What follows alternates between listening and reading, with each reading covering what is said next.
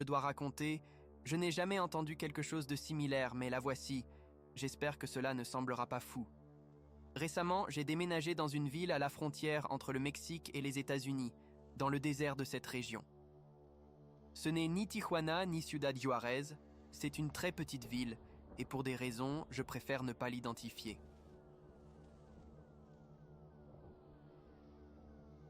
Une tante nous a accueillis, ma sœur et moi, pendant quelques mois pendant que nous essayions de traverser de l'autre côté. Nous avions un autre oncle là-bas, mais c'était le fauteur de troubles de la famille. Ma mère nous a même dit de l'éviter si possible. Cependant, une fois, il est venu apparaître dans la maison où nous étions pour rendre visite à sa sœur et fut surpris de nous voir déjà. Cela faisait des années qu'il ne nous avait pas vus. Nous avons pu entendre sa conversation avec ma tante avant qu'il ne nous voie. Il était venu déposer quelques affaires et partirait de la ville le week-end, laissant sa maison seule. Je me suis proposé de m'occuper de la maison, surtout parce que nous étions très à l'étroit dans la maison de ma tante. Au début, il ne voulait pas, mais j'ai insisté. J'ai demandé s'il te plaît. J'ai dit qu'il pouvait me faire confiance, qu'il me rendrait un service. Il a accepté, et le vendredi après-midi,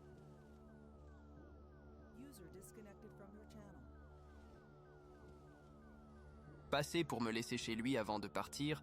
La maison n'était pas seulement en périphérie de la ville, elle était au milieu de nulle part.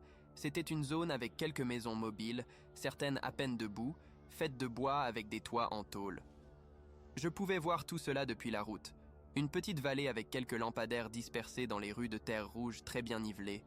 L'endroit s'étendait jusqu'à où mon regard pouvait atteindre.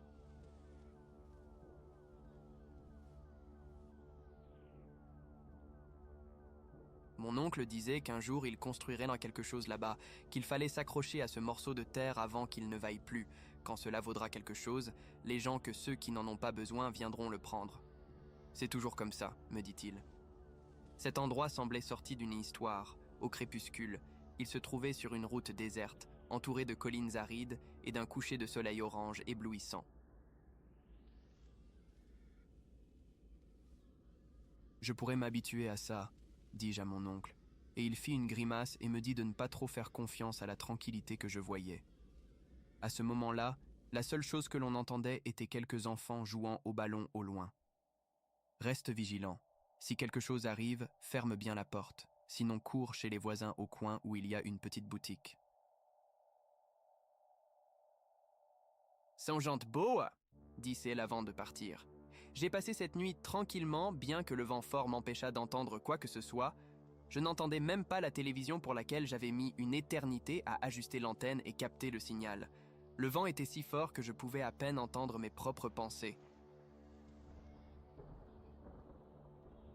Je suis sorti un peu le matin pour faire le tour et explorer, mais j'ai marché et je n'ai rien trouvé. Juste 2 ou 3 petites maisons par pâté de maisons, la moitié d'entre elles inoccupées. Après que le soleil s'est levé avec toute sa force, les rares personnes qui se trouvaient là-bas se sont abritées à l'ombre de leur maison. Je suis retourné chez mon oncle et j'y suis resté à lire, regarder la télévision et réfléchir à ce moment-là. Je me suis même demandé ce que je faisais là, au milieu de nulle part, si loin de chez moi, me demandant ce que le destin me réservait ce jour-là. Je n'ai même pas vu le coucher de soleil. Je me suis endormi à cause de la chaleur de l'après-midi et je me suis réveillé quelques minutes avant minuit. Avant la nuit, je me suis réveillé avec un avis. Nous vous rappelons qu'aujourd'hui c'est le jour d'allumer les bougies. Nous vous rappelons qu'aujourd'hui c'est le jour d'allumer les bougies. Une voix que je ne pouvais pas identifier. Cela résonnait dehors avec le vent. J'ai jeté un coup d'œil par la fenêtre et j'ai vu qu'une vieille voiture passait devant la maison. Elle avait des haut-parleurs sur le toit et un homme parlait dans le micro.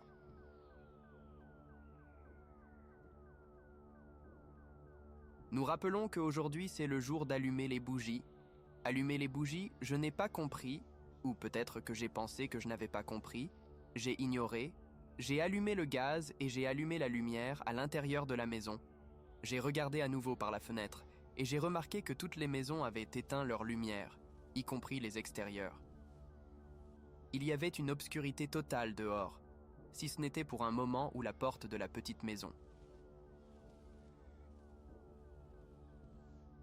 de la maison d'en face à environ 40 mètres de distance s'est ouverte et j'ai vu la lueur d'une bougie à l'intérieur. On aurait dit que j'étais vraiment au milieu de nulle part, comme le ciel était nuageux. Même les étoiles n'étaient pas visibles cette nuit-là. J'ai vu le propriétaire de la maison en face sortir pour utiliser les toilettes extérieures au moment où l'eau a commencé à bouillir sur le poêle.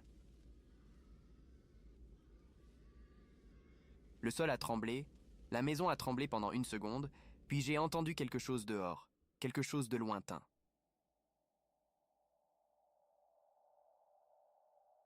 J'ai espionné par la fenêtre, j'ai vu le monsieur courir de retour dans sa maison qui se ferma rapidement et il disparut. Tout était de nouveau sombre sauf la petite maison où j'étais. Sans le vouloir, je reculais de quelques passes, le son venait de la rue derrière. J'ai éteint le réchaud, le son était maintenant beaucoup plus proche, je me suis adossé et sans m'en rendre compte, je tenais une bougie blanche dans ma main droite sans réfléchir. Je l'ai allumée dehors, je n'entendais que le vent, rien. D'autres. Tout à coup, le vent s'est intensifié. J'ai posé la bougie sur une soucoupe au cas où elle tomberait ou se briserait pendant que je dormais, et je me suis endormi. Quand je me suis réveillé, il faisait jour. La bougie s'était complètement consumée et était totalement noire. Je suis sorti effrayé dans la rue, m'attendant à parler aux gens, pensant que tout le monde serait aussi terrifié que moi par ce qui s'était passé la nuit précédente, mais non.